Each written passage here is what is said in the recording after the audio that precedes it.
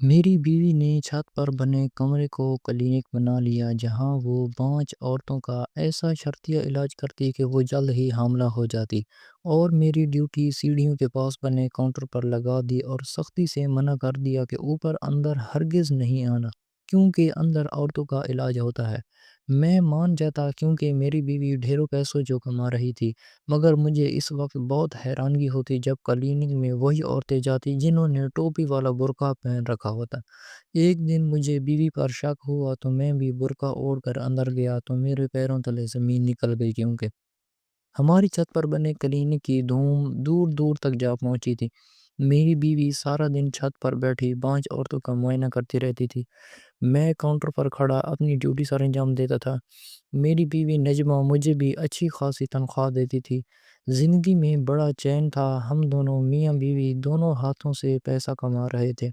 मैं आज फिर काउंटर पर खड़ा अपनी ड्यूटी सर अंजाम दे रहा था जब एक मर्द और औरत मेरे पास आए और नजमा से मिलने की इजाज़त मांगने लगे। मैंने इस औरत को नजमा के क्लिनिक में दाखिल हो जाने दिया था, जबकि इस किशोर को सीढ़ियों के पास पड़े सोफे पर बैठने को बोला, लेकिन वो क्लिनिक में जाने की ज़िद करने लगा। मैंने इस मर्द से कहा, भाई साहब, ऊपर क्लिनिक में सिर्फ आपकी ज़ौजा ही नहीं गई, और भी बहुत सारी ख़वातीन मौजूद हैं। हमारे यहाँ इलाज मुकम्मल राज़दारी से होता है, इसलिए मैं आपको अंदर जाने की इजाज़त नहीं दे सकता। फिर मुझे इलाज के लिए आपका ब्लड ग्रुप भी चाहिए, इसलिए आप इधर ही तशरीफ़ रखिए। वो आदमी मेरी बात सुनकर मुतमईन हो गया। इसकी बीवी क्लिनिक के अंदर दाखिल हो चुकी थी।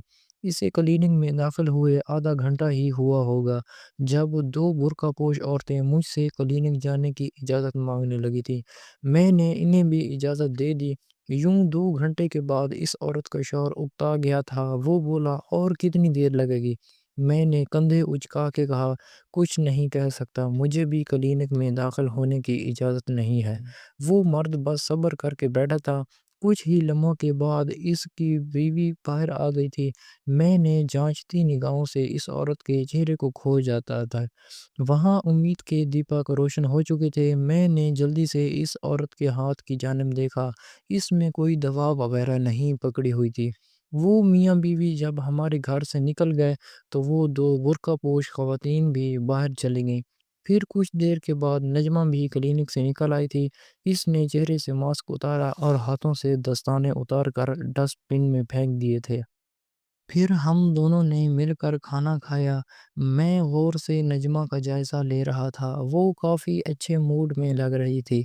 आखिरकार मैंने सवाल करने की ठानी जो मुझे अक्सर परेशान किए रखता था। मैं बोला, नजमा, तुम औरतों का इलाज कैसे करती हो? तुम ना तो पढ़ी लिखी हो और ना ही कोई दाई हो। फिर तुम्हारी इतनी मशहूरी कैसे हो गई है? हर जगह तुम्हारा ही चर्चा है। नजमा हंसकर बोली, ज़रूरत इजाद की माँ है। मुझे मेरी ज़रूरत ने इस मोड़ पर लाकर खड़ा कर दिया है। मेरी वजह से कितनी औरतों के घर टूटने से बच गए हैं। मैं खामोश हो गया। ना जाने नजमा मुझसे कहाँ इसे इस कदर राजदारी क्यों बरती थी। मैं इसका शौहर था, काम मुझसे तो ये राज शेयर कर लेना चाहिए था। पहले पहल तो मुझे नजमा के किसी कारोबार में कोई दिलचस्पी ना थी। मुझे लगा था कि नजमा वक्त गुजारी के लिए ये सब कर रही है, मगर देखते ही देखते कमाल ही हो गया था। फ़कत 1 साल के अंदर नजमा के क्लिनिक की धूम दूर-दूर तक जा पहुँची थी। कुछ औरतें ऐसे-ऐसे शहरों और कस्बों से इलाज करवाने आती थीं, जिनका हमने पहले कभी नाम भी ना सुना था। दरअसल बांझपन ऐसा मर्ज़ है जो हर तीसरे-चौथे घर में फैला हुआ है। अक्सर तो ऐसे भी होता है कि औरतें बाँझ होती भी नहीं हैं, बस कुदरत की तरफ से ही देर होती है। मगर इन औरतों के ससुराल वाले इनका जीना हराम किए बैठ गए हैं। जब नजमा ने अपना क्लिनिक खोला था, तब इसके पास पूरे साल में फ़कत 2 औरतें इलाज करवाने आई थीं। अल्लाह की करनी से इन दिनों औरतों के हाँ औलाद हो गई थी। फिर इसके बाद हर जगह ही नजमा के क्लिनिक की बातें होने लगी थी। अब तो एक दिन में 20-20 औरतें अपना इलाज करवाने आई थी। नजमा से अकेले ये सब संभालना मुश्किल हो गया था, इसलिए इसने मुझे सीढ़ियों के पास ही काउंटर बनवा दिया। फिर इसने मेरी तनख्वाह भी लगा दी थी। हमारे घर में दौलत की रेल पे وہ ہو گئی تھی۔ میرے بچے اعلیٰ اسکولوں میں پڑھنے لگے تھے، انہوں نے بہترین لباس پہننا شروع کر دیے تھا۔ نجمہ ان کو طرح طرح کے کھانے کھلاتی تھی، پہلے تو وہ 2 وقت کی روٹی کو بھی ترس جاتے تھے۔ اب میں نے بھی نجمہ کے کاروبار میں دلچسپی لینی شروع کر دی تھی۔ اب میں ہر چیز پر گہری نگاہ رکھتا تھا۔ یوں ہوتا تھا کہ کوئی عورت علاج کے لیے آتی تو کچھ ہی لمحوں کے بعد کچھ برقع پوش خواتین بھی آ جاتی تھیں۔ علاج کا عمل 4 5 گھنٹوں پر مشتمل ہوتا تھا۔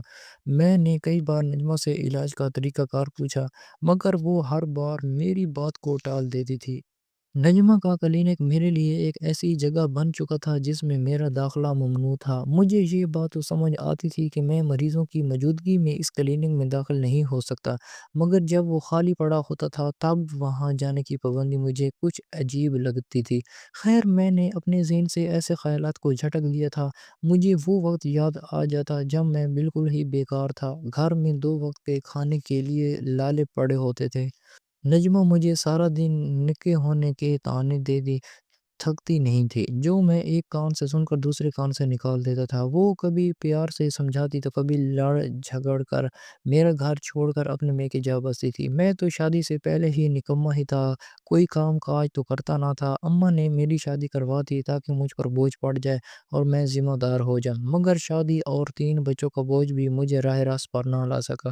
پہلے پہل تو نجمہ کچھ نہ کہتی، روکی سوکی کھا کر صبر شکر کرتی، مگر جب بچے بڑے ہونے لگے اور طرح طرح کی فرمائشیں کرنے لگے تو وہ اکڑ مزاج ہو گئی۔ پھر جب بچوں پر فاقوں کی نوبت آئی تو وہ کسی سے کہلوا کر مجھے کام پر رکھوا دیتی تھی۔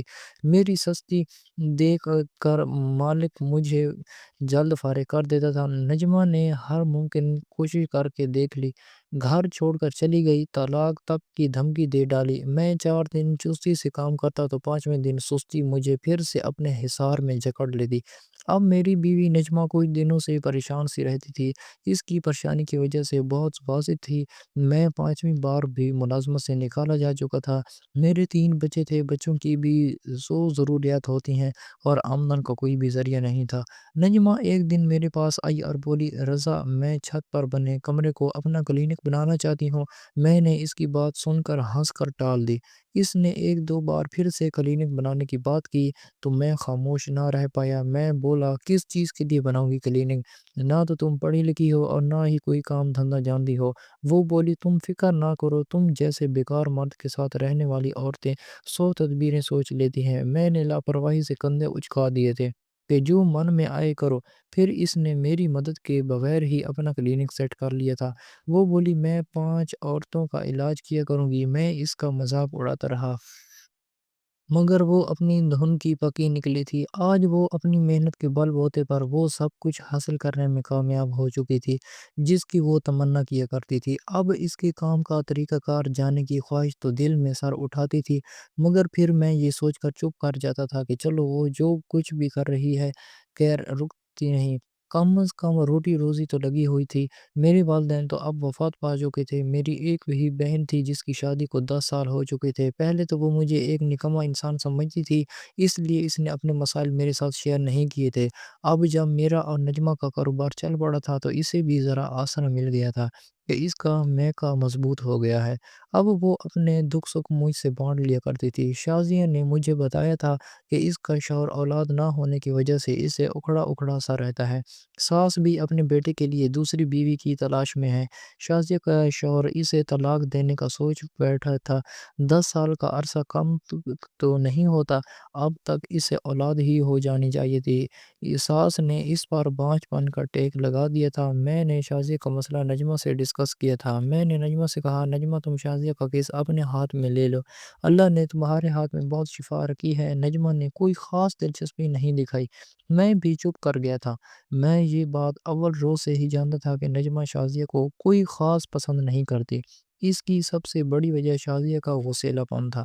نجمہ جب بیاہ کر میرے گھر آئی تب شازیہ بھی 2 ماہ کے لیے میکے رہنے آئی۔ ہوئی تھی۔ تب میرے والدین بھی حیات تھے، اس لیے شازیہ کو اپنا پلڑا بھاری محسوس ہوتا تھا۔ وہ نجمہ کے ہر کام میں کیڑے نکالتی۔ وہ کبھی کہتی کہ تمہیں گول روٹی نہیں بنانی آتی، تو کبھی کہتی کہ تم کھانا اچھا نہیں بناتی۔ ہماری شادی کو ایک ہفتہ ہی ہوا تھا جب شازیہ میرے پاس روتی ہوئی آئی اور بولی، بھائی آج مجھ سے نہ میرا میک اپ بھی چھوٹ گیا ہے۔ لوگ سچ ہی کہتے ہیں، والدین کا گھر تب تک ہی اپنا ہوتا ہے جب تک بھابھی بیاہ کر نہیں آئی ہوتی۔ شازیہ اس قدر وقت سے رو رہی تھی کہ میرا دل بھی پھسل گیا۔ میں بولا، ارے آخر ہوا کیا ہے، مجھے کچھ پتہ بھی تو چلے۔ تب شازیہ نے بتایا، نجمہ بھابھی نے میرے ساتھ بدتمیزی کی ہے اور گھر سے نکل جانے کا کہا ہے۔ مجھے ایک دم سے غصہ آ گیا تھا، اس کی ہمت کیسے ہوئی کہ اس نے میری ماں جیسی بہن کے ساتھ بدتمیزی کی۔ میں نے غصے میں آ کر نجمہ کے رخسار پہ تھپڑ جھڑ دیا تھا۔ نجمہ کے دل سے ابھی تک اس بات کا دکھ اور غصہ نہیں جاتا تھا۔ میں نے اسے کئی بار معافی بھی مانگی تھی، مگر وہ اس واقعے کو بھولنے پر آمادہ ہی نہیں ہوتی تھی۔ نجمہ کا کلینک اللہ کے فضل سے بڑے احسن طریقے سے چل رہا تھا۔ دولت کی ریل پیل تھی، سکھ ہی سکھ تھا، مگر اب مجھے شازیہ کی فکر راتوں کو سونے نہ دیتی تھی۔ دن تو ڈیوٹی میں گزر جاتا، جب رات بھی آنکھوں کی میں کٹ جاتی تھی۔ میں کاؤنٹر پر کھڑا تھا جب ایک جوڑا علاج کی خاطر آیا تھا۔ کو تو میں باہر ہی بٹھا دیا، جبکہ عورت کو میں نے کلینک کے اندر بھیج دیا تھا۔ ابھی آدھا گھنٹہ ہی گزرا ہوگا کہ وہ نقاب پوش بی بی کلینک میں داخل ہونے کی اجازت مانگنے لگی۔ میں نے ان کو بھی کلینک میں بھیج دیا تھا۔ میں ان دو عورتوں کو دیکھ کر حیران رہ گیا تھا۔ یہ برقع پوش عورتیں تقریباً ہر روز ہی کلینک کا چکر لگاتی تھیں۔ نہ جانے ان کا مسئلہ ابھی تک نجمہ کیوں حل نہ کر پائی تھی۔ 3-4 گھنٹے یوں ہی گزر گئے تھے۔ جب وہ عورت کلینک سے نکلی، اس عورت کے نکلتے ہی وہ نقاب والی عورتیں بھی کلینک سے نکل آئی تھیں۔ وہ دونوں بہت تیزی سے چل رہی تھیں۔ جب میری نظر ایک عورت کے پاؤں پر پڑی، اس نے مردانہ چپل پہن رکھی تھی۔ میں جلدی سے ان کے پیچھے لپکا تھا، مجھے اس عورت کی مردانہ چپل نے تشویش میں مبتلا کر دیا تھا۔ وہ دونوں میری آواز پر رک گئی تھیں۔ میں نے جلدی سے بات بنائی، میں بولا، بہن آپ کو مسئلہ ابھی تک حل کیوں نہیں ہوا؟ میں آپ کو بڑے دنوں سے آتے دیکھتا ہوں۔ ان دونوں میں سے ایک عورت بولی، ہم دوسری عورتوں کے مسائل حل کروانے آتی ہیں۔ اتنا کہہ کر وہ دونوں آگے بڑھ گئی تھی۔ اب سارا معاملہ حل ہو چکا تھا۔ اصل میں یہ دو عورتیں ہی دوسری عورتوں کا علاج کرتی تھیں۔ سارا کریڈٹ نجمہ نے لے رکھا تھا۔ خیر جو بھی تھا، مجھے عام سے غرض تھی۔ میں نے پیڑ کن کر کیا لینا تھا۔ میں کاؤنٹر پر کھڑا اپنی ڈیوٹی نبھا رہا تھا۔ جب مجھے شازیہ کی کال آ گئی، میں نے اس کی خیریت پوچھی تو وہ پھوٹ پھوٹ کر رونے لگی اور بولی، بھیا میرا گھر بچا لو، میرا شوہر مجھے طلاق دے دے گا، تو کسی بھی طرح اپنی بیوی کو میرا علاج کرنے پر رضامند کر لو۔ بھیا میں نے اسے حوصلہ دے کر فون بند کر دیا تھا۔ علاج والی ساری عورتیں جا چکی تھیں، اس لیے میں نے سوچا کہ کلینک میں جا کر نجمہ سے شازیہ کے مسئلے پر بات کرتا ہوں۔ میں اپنے ہی دھیان میں کلینک کا دروازہ کھول کر آگے بڑھنے لگا تو نجمہ ایک دم سے چلا اٹھی۔ وہ بھاگ کر مجھ تک آئی تھی، مجھے دھکا دے کر باہر لے آئی۔ وہ کافی غصے میں لگ رہی تھی۔ ایک بار جب کیا ہوا کہ کلینک میں مردوں کا داخلہ ممنوع ہے تو تمہیں ایک بات سمجھ کیوں نہیں آتی؟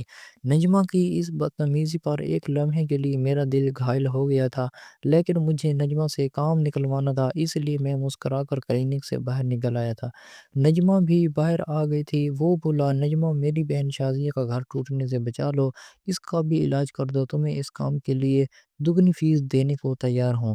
نجمہ نے دائیں بائیں سر ہلا کر انکار کر دیا تھا۔ وہ بولی، شازیہ کا تو کوئی علاج میرے پاس نہیں ہے، بس اتنا ہے کہ اسے کہہ دو کہ نماز قرآن کی پابندی کرو، اللہ جھولی بھر دے گا۔ میں بولا، یہ باتیں تم ان عورتوں کو بھی کہہ سکتی ہو جو تم سے علاج کروانے آتی ہیں، میری بہن کی باری تمہیں رب یاد آ گیا ہے۔ نجمہ صاف مگر گئی۔ وہ بولی، ایسا کچھ بھی نہیں ہے، مگر میں شازیہ کا علاج نہیں کر پاؤں گی۔ میں چپ ہو گیا تھا۔ میں نے نجمہ سے کلام کرنا بھی چھوڑ دیا۔ میں نے 2-3 دن اس سے بالکل ہی بات چیت نہیں کی تھی۔ اسے بالکل میری پرواہ تھی ہی نہیں۔ لوگ سچ کہتے ہیں کہ جو عورت پیسہ کمانے والی ہو جائے وہ پھر مرد کو کسی گنتی میں نہیں لاتی۔ خیر کچھ ہی دن گزرے ہوں گے جب شازیہ سوجے ہوئے نیلے چہرے کے ساتھ ہمارے گھر آئی تھی۔ اس نے بتایا کہ آج پھر میرے شوہر نے بانجھ پن کا طعنہ دے کر مجھے بہت مارا ہے اور وہ مجھے لگتا ہے کہ بہت جلد مجھے طلاق دے دے گا۔ شازیہ نجمہ کے قدموں میں بیٹھ گئی تھی، رو رو کر مجھ سے کہہ رہی تھی کہ بھائیا نجمہ کو منا لیں، جی میرا علاج کرتے۔ مگر نجمہ کا دل پتھر کا تھا، وہ کسی طرح بھی نہیں مان رہی تھی۔ میں نے ایک بار پھر سے نجمہ کو سمجھانے کی کوشش کی تھی۔ میں نے اسے کہا، دیکھو نجمہ، بہن نے ماضی میں تمہارے ساتھ جو کچھ بھی کیا برا کیا ہے، اس کی معافی میں تم سے مانگتا ہوں، میری بہن کا گھر اجڑنے سے بچا دو۔ نجمہ بولی، اگر شازیہ کا شوہر اسے طلاق دے دے گا تو ہم اس کی دوبارہ شادی کر دیں گے۔ میں بس نجمہ کو دیکھتا ہی رہ گیا اور بولا، تم میری بہن کی طلاق پر تو رضامند ہو گئی ہو، مگر اس کے علاج کے لیے رضامند کیوں نہیں ہو رہی؟ نجمہ بولی، میری مجبوری ہے، میں اپنے خاندان کی کسی بھی لڑکی کا علاج نہیں کرواؤں گی۔ مجھے نجمہ کی بات نے چونکا دیا تھا، مگر میں خاموش ہو گیا تھا۔ پھر کچھ دنوں کے بعد شازیہ طلاق لے کر میرے گھر آ گئی تھی۔ مجھے نجمہ پر شدید غصہ بھی تھا، مگر اب مجھے اس پر شک ہو گیا تھا۔ میں ہر صورت میں جاننا چاہتا تھا کہ اس نے آخر شازیہ کا علاج کیوں نہیں کیا۔ شازیہ اب نجمہ سے شدید نفرت کرنے لگی تھی۔ وہ ہر وقت گھر میں بیٹھی روتی رہتی تھی، مجھے کہتی، بھیا اگر تمہیں ذرا سی بھی غیرت ہے تو نجمہ کو طلاق دے کر گھر سے نکال دو۔ میں اسے سمجھانے کی کوشش کرتا، ارے بہن، خالی خیریت سے پیٹ نہیں بھرا کرتے، میں تو کسی کام کاج کا ہوں نہیں، میرے بچے اور تم بھوک سے مر جائیں گے۔ اب شازیہ ہر وقت چوکنا رہتی تھی، وہ نجمہ پر کڑی نظر رکھے ہوئے تھی، وہ ایک ایک عورت کا حساب لگا کر بیٹھی ہوتی تھی۔ ایک دن میرے پاس آ کر بولی، بھیا تم نے کبھی سوچا ہے کہ کیا نجمہ نے میرا علاج کیوں نہیں کیا؟ میں بولا، ہاں بہت بار سوچا ہے، اور اسی سوال کے جواب ڈھونڈنے کی کوشش میں لگا ہوا ہوں۔ شازیہ بولی بھی، ہاں دال میں کچھ کالا ہے، میرا علاج فقط اس لیے نہیں کیا کیونکہ اس کے من میں کھوٹ ہے، اس کا کام اصل میں شفاف نہیں ہے، وہ تمہیں دھوکہ دے رہی ہے، تمہاری تو آنکھوں پر لالچ پٹی بندھی ہوئی ہے، جو تم ہر روز تو نقاب پوش مردوں کو پہچان ہی نہ پائے تھے۔ تم نے نہیں دیکھا کہ جب بھی کوئی عورت علاج کے لیے آتی ہے تو تم اس کے شوہر کو نیچے بٹھا دیتے ہو اور اس کا بلڈ گروپ وغیرہ چیک کر کے بہانے اس آدمی کو مصروف کر دیتے ہو۔ پھر دو برقعے میں لپٹی خواتین آتی ہیں جو دراصل عورتیں نہیں مرد ہیں، پھر وہ کمرے میں چلے جاتے ہیں، لازمی تمہاری بیوی کوئی بڑا کھیل کھیل رہی ہے۔ میں شازیہ کی باتوں پر چونک گیا تھا، شازیہ نے مجھے نیا کچھ بھی نہیں بتایا تھا، اس نے تو وہی باتیں کی تھی جن کے متعلق مجھے پہلے ہی شکوک و شبہات تھے، مگر میں پیسے کے لالچ میں آ کر اپنے شک کو کچل دیتا تھا۔ میں نے شازیہ سے کہا، کل جب کوئی عورت علاج کروانے آئے گی نہ تو ہم دونوں ٹوپی والا برقع پہن کر کلینے کے اندر داخل ہو جائیں گے، تب سارا راز ہم پر افشاں ہو جائے گا۔ اس نے حامی بھر لی تھی۔ اگلے دن میں بالکل نارمل رہا، میں نے ایسی ویسی کوئی حرکت نہیں کی جس سے نجمہ کو مجھ پر شک ہوتا۔ نجمہ اپنے کلینک میں چلی گئی تھی، آدھے گھنٹے تک ایک جوڑا علاج کی غرض سے آ گیا تھا۔ بیوی کو میں نے کلینک کے اندر بھیج دیا اور اس کے شوہر کو سیڑھیوں کے پاس پڑے صوفے پر بیٹھنے کو بولا۔ پھر میں خود کاؤنٹر کو چھوڑ کر نیچے گھر میں آ گیا۔ میں نے شازیہ کو اشارہ کیا تو وہ برقعے لے کر میرے سامنے آ گئی۔ ہم نے جلدی سے وہ برقعے پہنے اور نجمہ کے کلینک میں داخل ہونے لگے۔ نجمہ کا کلینک نہایت عمدہ تھا، وہ ڈرائنگ روم کی طرح ہی لگ رہا تھا۔ وہ عورت جو علاج کی غرض سے آئی تھی وہ چپ چاپ بیٹھی تھی۔ نجمہ کی نظر جیسے ہی مجھ پر پڑی اور شازیہ پر پڑی تو وہ بولی، رفیق آگے ہو تم تو چلو اپنا یہ کیس سنبھال لو۔ میں نے شازیہ کو آنکھوں ہی آنکھوں میں دیکھا، میں کیس کیسے سنبھالتا، مجھے تو کچھ علم ہی نہیں تھا۔ نجمہ بولی، بچوں والی فائل کہاں ہے؟ اس عورت نے بتایا کہ اس کے شوہر کا بلڈ گروپ اے پازیٹیو ہے۔ اس عورت کا نام تو فائل میں لکھ لو، ٹھیک آج سے کے بعد اے پازیٹیو بلڈ گروپ والا نوزائیدہ بچہ اس کی گود میں ہونا چاہیے۔ میں نے جلدی سے اپنا ٹوپی والا برقع اتار پھینکا تھا۔ میری تقلید کرتے ہوئے شازیہ نے بھی ایسا ہی کیا تھا۔ نجمہ ایک دم سے بوکھلا کر رہ گئی، اس کا رنگ فک ہو گیا۔ میں بولا، نجمہ آج تم مجھے اپنے علاج کا طریقہ بتاؤ گی، اس کے علاوہ میں ایک بات بھی سننا نہیں چاہتا۔ نجمہ بوکھلائی ہوئی تھی، وہ بولی، تو تم کوئی کام نہیں کرتے تھے؟ غربت نے ہمارے گھر میں ڈیرے لگائے ہوئے تھے۔ میں نے اپنی ایک سہیلی سے مشورہ کیا تو اس نے مجھے بانجھ عورت کے علاج والا کھولنے کا مشورہ دیا۔ میری سہیلی فاخرہ ایک NGO کلینک چلاتی ہے جہاں وہ ان بچوں کو اپنے ساتھ رکھتی ہے جن کے والدین کو ان کی ضرورت نہیں ہوتی۔ کچھ والدین نوزائیدہ بچوں کو پالنے میں ڈال جاتے ہیں تو کچھ بچے کچرے کے ڈھیر پر پڑے رہتے تھے۔ کچھ ایسی بچیاں بھی ہوتی ہیں جو کسی درندے کا نشانہ بن کر حاملہ تو ہو جاتی ہیں مگر ان بچوں کو اپنے پاس رکھ نہیں پاتے۔ اس لیے وہ اس آفس آ کر اپنے بچے تھما جاتے ہیں۔ فاخرہ نے بتایا، مجھے تھا کہ ہمارے معاشرے میں اگر کوئی عورت امید سے نہیں ہوتی تو اس کا شوہر بچہ اپ ٹو ڈیٹ کرنے کی بجائے دوسری شادی کو ترجیح دیتا ہے۔